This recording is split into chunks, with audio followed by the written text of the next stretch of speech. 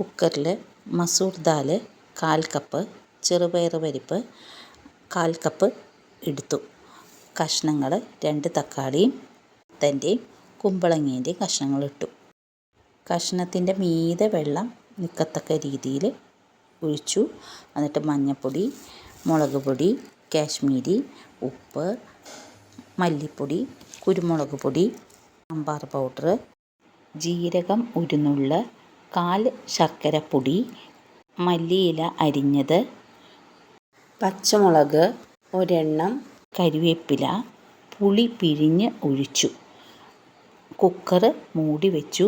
Whistle വന്ന ശേഷം കഷ്ണങ്ങൾ വെന്ത ശേഷം കാമുറി പച്ച നാളികേരം അരച്ചത് ഒഴിച്ചു.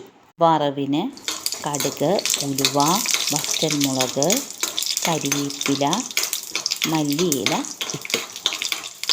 ആവി പറക്കണ സാമ്പാറും ഇഡ്ഡലിയും റെഡി ആയിട്ടുണ്ട്. വേഗം വരൂ.